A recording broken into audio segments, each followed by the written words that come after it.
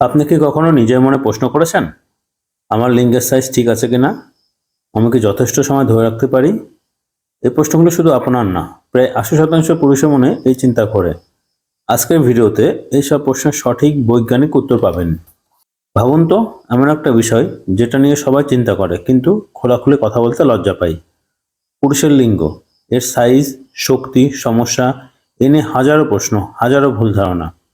আজকের ভিডিওতে আমরা জানবো আসল সত্য কি, কি স্বাভাবিক আর কি নয়, আর কিভাবে সুস্থ রাখা যায়। ধরুন একজন সাধারণ ছেলে, বাইরে থেকে সব ঠিক, কিন্তু ভেতরে ভেতরে একটা ভয়, আমি কি পারবো, আমার সময় এত কম কেন? এই চিন্তায় তার আত্মবিশ্বাস কমিয়ে দিচ্ছিল। কারণ লিঙ্গের সাইজ নিয়ে সে অসন্তুষ্ট, বা সে জানে না যে সঠিক সাইজটা কি হওয়া উচিত। বাস্তবতা হলো উত্তেজিত অবস্থায় গড় সাইজ ৫ থেকে ৬ ইঞ্চি, এর কম বা বেশি দুটোই স্বাভাবিক। সবচেয়ে বড় কথা, মেয়েরা সাইজ নাই, কানেকশন আর পারফরমেন্স বেশি গুরুত্ব দেয়। এবার ধরুন আপনার লিঙ্গ মোটা বা বড় করতে চান, তাহলে সেটা কিভাবে করা যায়, বা এই নিয়ে আসল কথা বা আসল মিথটা কি আছে। অনেকেই ভাবে তেল, ঔষধ, পাম্প এইসব দিয়ে কিন্তু লিঙ্গ বড় করা যায়। আসলে এগুলো কিন্তু মোটেও সঠিক কথা নয়। বাস্তবতা হলো স্থায়ীভাবে লিঙ্গ বড় করার কোনো প্রাকৃতিক উপায় নেই। তবে কিছু জিনিস ব্যবহার করতে পারেন, যেমন ওজন কমানো। আপনার যদি ওজন বাড়তে থাকে বা ভুঁড়ি থাকে, তাহলে কিন্তু আপনার লিঙ্গের সাইজটা অনেক সময় ছোট দেখায়। নিয়মিত ব্যায়াম, নিয়মিত ব্যায়াম করলে ব্লাড ফ্লো বাড়ে। এছাড়াও আছে কেগেল এক্সারসাইজ, যেটা পারফরমেন্স বাড়ায়। আমার পরবর্তী ভিডিওতে কেগেল এক্সারসাইজ সম্পর্কে একটা ভিডিও দেবো, আপনারা সেটা অবশ্যই দেখে নেবেন। এবার আসে সবথেকে গুরুত্বপূর্ণ বিষয়, সেক্স টাইমিং। অনেক পুরুষ না, বেশিরভাগ পুরুষই ভাবে যে তার সেক্স টাইমিং কত হলে ঠিক হবে, সেটা নিয়ে সে সন্দিহান থাকে। সাধারণত ৫ থেকে ৭ মিনিট, এটা কিন্তু স্বাভাবিক সেক্স টাইম। কেউ কিন্তু ২ মিনিটেও কিন্তু বীর্যপাত হয়ে যায়, কেউ ১০ মিনিটও থাকে। এটা একটা নর্মাল ব্যাপার।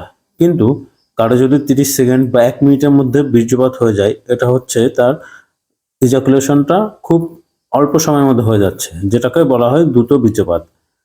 আরেকটা কথা বলে রাখা উচিত, আপনারা যারা পর্ন দেখেন, পর্নে দেখবেন অনেকক্ষণ ধরে কিন্তু সেক্স করে। আধা ঘন্টা, ৪৫ মিনিট, ১ ঘন্টাও অনেক সময় হয়ে যায়। এটা কিন্তু নরমাল না, এটা একটা জাস্ট ভিডিও। তো এটা দেখে কখনোই কিন্তু আপনার এই ধারণা হওয়া উচিত না যে ১ ঘন্টা ধরেও বা আধা ঘন্টা ধরেও কিন্তু সেক্স করা যায়। সেক্সের অত টাইম লাগে না। এবার আসলে আমরা জেনে নিই কিভাবে সেক্সের টাইম বাড়াবেন, বা আপনার পার্টনারের সঙ্গে কিভাবে আপনারা সেক্স করলে আপনার টাইমিংটা বাড়বে। প্রথম হচ্ছে সোলো স্টার্ট টেকনিক।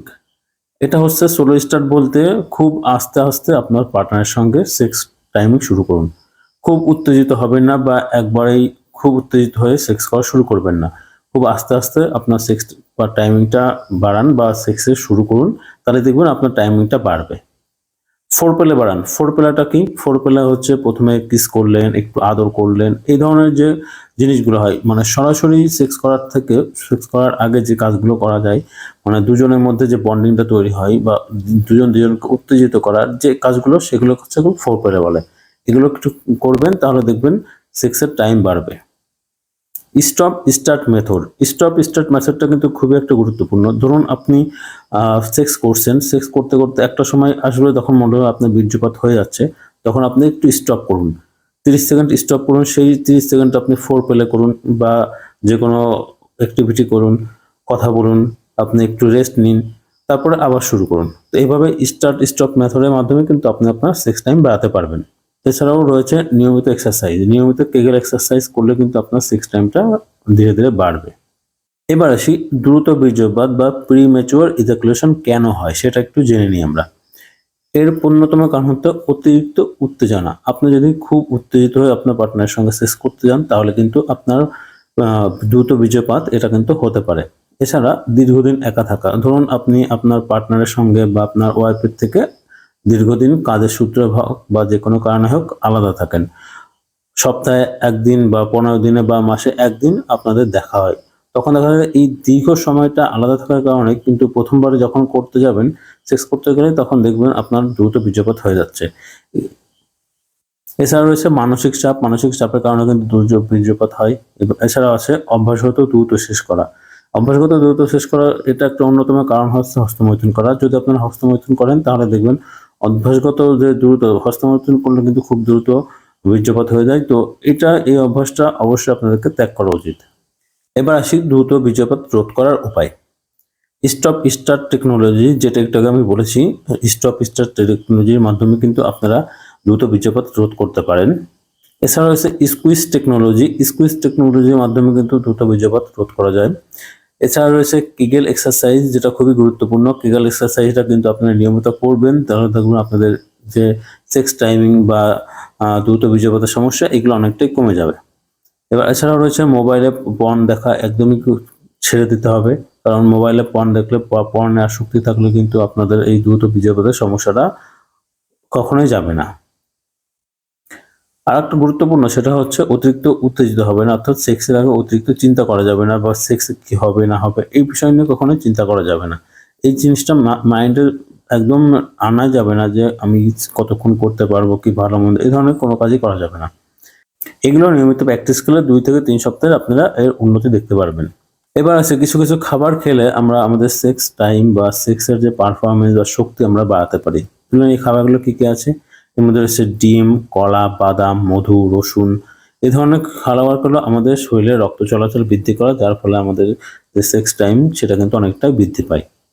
উপরে যে কথাগুলো বলা হলো বা যে নির্দেশনাগুলো দেওয়া হলো, এগুলো করার পরে যদি দেখছেন যে আপনার সমস্যার সমাধান হচ্ছে না, তখন আপনার ডাক্তার দেখাতে হবে। এবার ডাক্তার কখন দেখাবেন? যদি সবসময় 1 মিনিটের কম সময়ে আপনার বীর্যপাত হয়ে যায়, সেক্ষেত্রে আপনাদেরকে ডাক্তার দেখাতে হবে। লিঙ্গ শক্ত না হলে, অনেকে দেখবেন লিঙ্গ শক্ত হয় না, তখন কিন্তু আপনাদেরকে অবশ্যই ডাক্তার দেখাতে হবে। ব্যথা বা অস্বাভাবিক কিছু অনুভব করলে কিন্তু আপনাদেরকে ডাক্তার দেখাতে হবে। ধরুন আপনি সেক্স করার সময় ব্যথা অনুভব করছেন, বা সেক্স করতে করতে আর হঠাৎ করে আপনার লিঙ্গ শক্ত হচ্ছে না বা নরম হয়ে যাচ্ছে, এই ধরনের সমস্যা হলে কিন্তু আপনারা অবশ্যই ডাক্তার দেখাবেন। তো শেষ কথা হচ্ছে, আমরা আমাদের যে অজ্ঞানতা বা আমাদের সমস্যা না বুঝে এই ধরনের অনেক কারণে কিন্তু আমরা আমাদের সেক্স লাইফ নিয়ে কিন্তু খুবই অসন্তুষ্ট থাকি। তো এইভাবে অসন্তুষ্ট থাকার কোনো কারণ নেই। আমরা সঠিকভাবে জানবো এবং সঠিকভাবে আমাদের যে নিয়ম কানুন সেগুলো আমরা একটু মেনে চলবো। যদি আপনি সঠিক নিয়ম মানেন, তাহলে আত্মবিশ্বাস বাড়বে এবং পারফরম্যান্সে উন্নতি হবে। তো এই ছিল ভিডিও ভালো লাগলে একটা লাইক করুন এবং অবশ্যই ভিডিওটা শেয়ার করুন, এবং সেই সঙ্গে আমার চ্যানেলটি সাবস্ক্রাইব করে রাখুন, যাতে পরবর্তীতে এই ধরনের আরো ভিডিও আপনার কাছে নোটিফিকেশন যায়।